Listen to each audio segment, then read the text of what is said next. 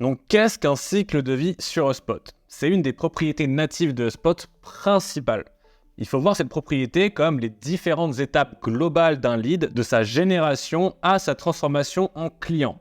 J'aime considérer cette propriété plus comme une propriété de reporting. En gros, le cycle de vie, ça va permettre de dresser des entonnoirs de conversion, comme celui qui est à l'écran, pour permettre d'identifier la performance de nos différents process. Alors, HubSpot propose directement des valeurs par défaut que vous voyez ici, qui sont généralement suffisantes pour alimenter notre propriété de cycle de vie. Évidemment, on n'est pas obligé de toutes les utiliser. Dans notre exemple, on en a utilisé 4, donc lead, marketing qualified lead, sales qualified lead et client. Mais suivant la complexité de votre process et de votre activité, vous pouvez rajouter les différentes valeurs supplémentaires proposées par HubSpot ou même créer vos propres étapes de cycle de vie. Donc dans cette vidéo, on va voir comment les modifier pour les adapter à votre processus, mais surtout ce qu'il faut et ne faut pas faire avec ces propriétés. Avant de vous lancer dans cette configuration, il est important que vous soyez au clair sur le parcours d'achat de vos leads et vos process commerciaux. Si ce n'est pas le cas, je vous invite à regarder la vidéo dédiée de cette série qui s'affiche en haut à droite de l'écran. Donc quand on parle de cycle de vie, il y a 2 règles primordiales à respecter et elles sont directement liées au rôle d'entonnoir de conversion que l'on voit ici. La première règle, c'est que c'est une évolution à sens unique. Donc une fois qu'un lead a atteint une étape, par exemple Marketing Qualified Lead, il ne doit jamais revenir en arrière et être reconsidéré comme lead.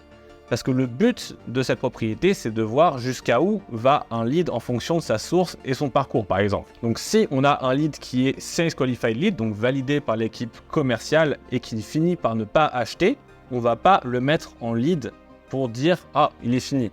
On va plutôt utiliser la propriété lead status pour le mettre en lost. Ça nous permettra de savoir que ce lead en particulier, il allait aussi loin dans notre tunnel de conversion. Et la deuxième règle à appliquer, c'est qu'un lead doit passer par toutes les étapes que vous décidez de conserver dans votre entonnoir de conversion. Car si un lead passe de lead à Sales Qualified Lead, parce qu'il aura sauté cette étape-là, il sera considéré par lead par cet entonnoir de conversion et du coup vous allez fausser vos chiffres de ce rapport et vous allez surtout fausser vos différents taux de conversion pour chaque étape. Alors, à l'heure où je tourne cette vidéo, HubSpot vient de sortir une fonctionnalité en bêta qui permet de rendre certaines étapes justement optionnelles pour éviter de fausser ces différents taux de conversion. Cependant, même si HubSpot a pris en compte ce petit problème qui se retrouve dans pas mal de portails, il est toujours mieux d'avoir une rigueur dans la gestion de cette propriété et d'appliquer ces 2 règles que je vous ai présentées. Une dernière chose intéressante à savoir, c'est que HubSpot récemment a mis au point des trackers de temps passé sur chaque phase du cycle de vie, vous permettant d'affiner vos analyses et vos processus commerciaux en découlant.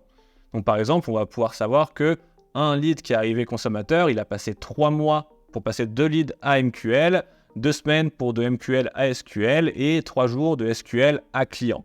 On va pouvoir dresser tout un tas de rapports qui vont nous permettre d'évaluer chacune des étapes de ce cycle de vie pour pouvoir affiner nos process. Maintenant que nous avons vu les bases théoriques, on va passer à la pratique et comment configurer ce cycle de vie avec HubSpot. Petite pause pour vous informer que cette vidéo s'inscrit dans une série de formations gratuites sur comment mettre en place votre portail HubSpot le plus optimisé possible. Cette série de vidéos va être divisée en 7 modules s'attardant chacun sur un aspect fondamental de la mise en place d'un portail HubSpot.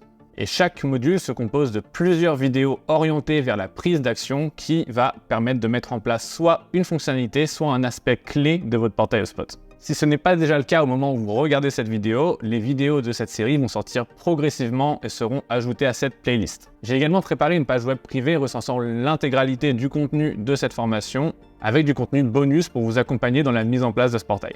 Donc pour bénéficier de cet accès gratuit et être notifié de la sortie de chaque nouveau chapitre, je vous invite à cliquer sur le lien en description de cette vidéo. Donc bien que ce soit une propriété, vu l'importance de cette dernière, on ne va pas pouvoir la modifier directement dans notre onglet propriété comme le statut du lead de la vidéo précédente, mais elle a un onglet dédié dans nos réglages.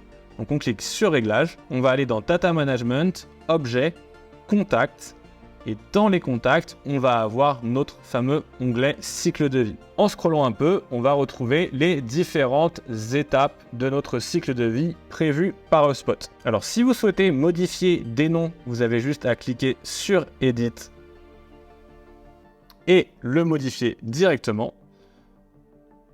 Vous pouvez également changer l'ordre de votre cycle de vie et vous pouvez aussi supprimer les différents stages qui ne correspondent pas à votre process. Donc si on reprend notre schéma du buyer journey et qu'on va dans lifecycle stage, on voit qu'on a lead, MQL, SQL, opportunité, client. Donc on va reproduire ces différentes étapes dans notre réglage de cycle de vie. Donc on a déjà supprimé la majorité des stages qui ne nous intéressaient pas et il ne nous manque plus qu'à supprimer subscriber qui ne nous intéresse pas. Et nous voilà donc avec notre cycle de vie final avec toutes les étapes mises dans le bon ordre. Parce que oui, comme ce sont les étapes d'un tunnel de conversion, l'ordre de chaque étape compte. Et la dernière étape de notre configuration, elle va correspondre aux automatisations faisant passer d'un lead d'une étape de son cycle de vie à une autre. Alors même si normalement les automatisations sont réservées aux offres pro et supérieures avec les workflows, HubSpot va nous proposer gentiment 3 automatisations fixes. On les retrouve en haut de cette page-là et elles peuvent correspondre exactement à une activité, on va dire, assez basique. Le problème, c'est qu'on ne va pas pouvoir aller beaucoup dans le détail. Donc déjà, par exemple, nous, on a 1, 2, 3, 4, 5 étapes et on peut automatiser que 3 passages d'une étape à une autre. Une autre limitation, c'est que vous ne pouvez pas choisir le déclencheur de cette automatisation, vous n'avez que pouvoir choisir le résultat de cette automatisation. Donc on a une automatisation sur lorsqu'un contact est créé, lorsqu'une transaction associée à ce contact est créée et quand une transaction associée à ce contact est gagnée. Si ces automatisations ne correspondent pas à votre processus commercial que vous aurez détaillé dans votre schéma, simplement désactivez-les. Aussi, si ces étapes ne sont pas suffisantes pour prendre l'entièreté des étapes de votre cycle de vie, je vous invite à créer des workflows de cycle de vie. Pour cette dernière option, n'oubliez surtout pas les 2 règles énoncées en début de vidéo. Et j'ai fait une vidéo tutoriel pour comment automatiser son cycle de vie avec les workflows qui s'adresse aux utilisateurs d'un HubSpot version pro ou supérieure. En vous assurant que vos paramètres de cycle de vie sont correctement configurés et adaptés à votre processus commercial, vous serez alors en mesure de créer des entonnoirs de conversion pertinents et récupérer tout un tas d'indications précieuses pour votre activité. J'espère que cette vidéo vous a plu. Si c'est le cas, n'hésitez pas à mettre un pouce en l'air, à vous abonner à la chaîne et à sauvegarder la playlist de cette série de formations pour être sûr de ne pas rater les prochains épisodes. Et n'oubliez pas le lien dans la description vous donnant accès à l'entièreté du contenu et du contenu bonus additionnel sur comment mettre en place son portail HubSpot de la manière la plus efficace possible. Pour ceux qui me découvrent avec cette vidéo, je suis Grégoire, expert HubSpot depuis plus de 7 ans et je vous dis à très vite pour de nouvelles astuces HubSpot.